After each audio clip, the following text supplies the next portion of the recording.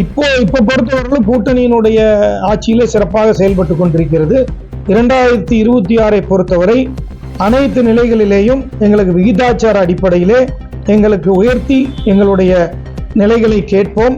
அதே போல அனைத்து நிலைகளிலேயும் எங்களுடைய பங்களிப்பு இருக்க வேண்டும், அதிகாரத்திலையும் எங்கள் பங்களிப்பு இருக்க வேண்டும் என்பதை கண்டிப்பாக கேட்போம். கண்டிப்பாக நீங்க அன்றைய காலகட்டத்தில் ஒரு 2 தலைமைகளும் அதை முடிவெடுத்தாங்க.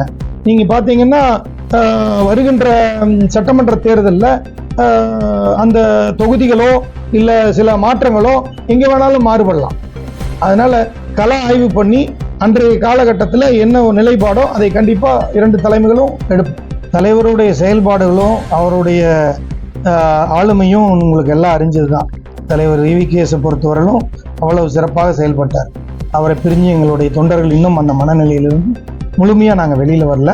அதே நேரத்தில் நான் உங்களுக்கு முன்னாண்ட பேசின போது சொன்னேன், அனைத்து நிலைகளிலேயும் மாவட்டம் வாரியாக பாராளுமன்றம் வாரியாக எங்களுக்கான நிலைப்பாடுகளை பிரதிநிதித்துவத்தை ஒவ்வொரு மாவட்டத்திற்கும் எங்களுக்கு தேவை என்பதையும், ஒவ்வொரு பிரதிநிதித்துவம் மட்டுமல்ல, சட்டமன்றத்தில் போட்டியிடுற பிரதிநிதித்துவம் மட்டுமல்லங்க, எங்களுக்கு அனைத்து நிலைகளிலேயும் உள்ளாட்சி அமைப்பிலையும் சரி, வருங்காலத்திலே பாராளுமன்றத்திலும் சரி, ஆட்சி அதிகாரத்திலும் சரி, அனைத்து நிலைகளிலேயும் காங்கிரஸ் கட்சிக்கு பங்கு வேண்டும் என்பதிலே முனைப்பாக இருக்கிறோம்.